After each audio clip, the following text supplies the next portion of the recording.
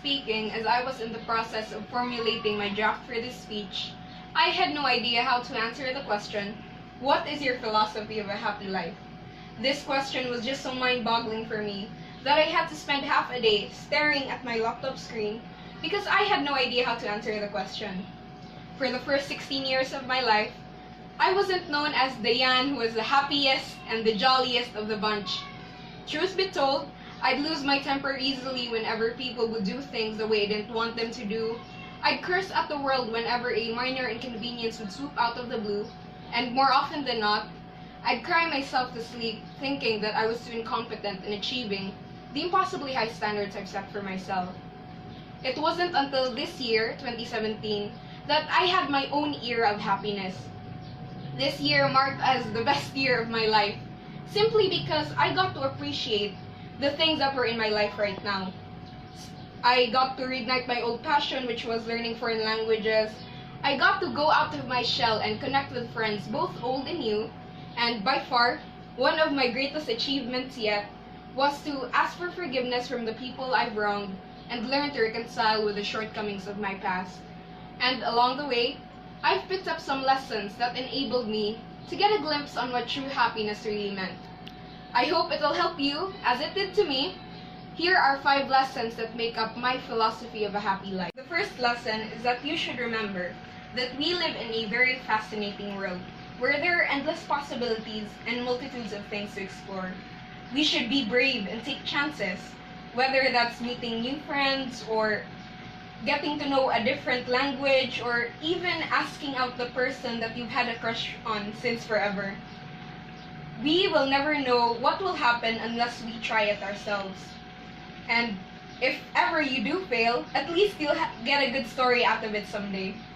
The second lesson is that you should remember that kindness is not and will never be a weakness.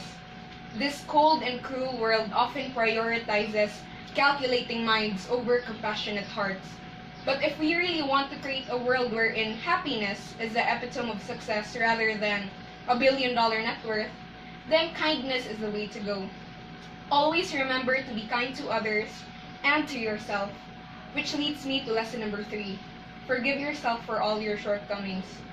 I guess one of the reasons why I used to be one of the angriest and most cynical people that I knew back then was because I was never confident with who I was before. I'd look at other people and think, wow, they're so perfect. They have their lives together, and look at me. I'm the personification of a train wreck. And after some time, I got to realize that our lives are like puzzles. We can always mess it up. We can always make a mess out of things, but always remember that you can build it up later. And the second time around, you're bound to be smarter. The fourth lesson is to remember to have faith. I know it's very hard to enjoy and live life as it is when you feel like everything is in your hands.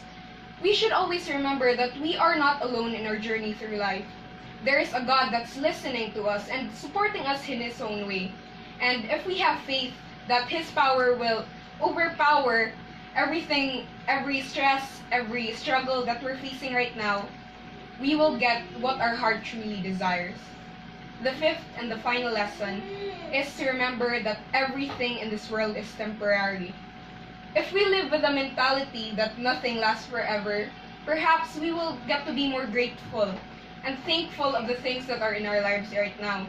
For every person, for every problem, or for every opportunity that you're facing, always remember that they will not stay in your life forever. So while you're still given the opportunity to, always remember to make the most out of it and grab life by the horns. To end things on a positive note, I'd like to remind all of you that happiness is very subjective and multifaceted. Our accomplishments, no matter how small, can always pave way for us to be happy, but that'll all depend on our own attitudes. We are all drivers in our own way through life, and it is always up to us whether we take the highway to happiness or the other way to negativity.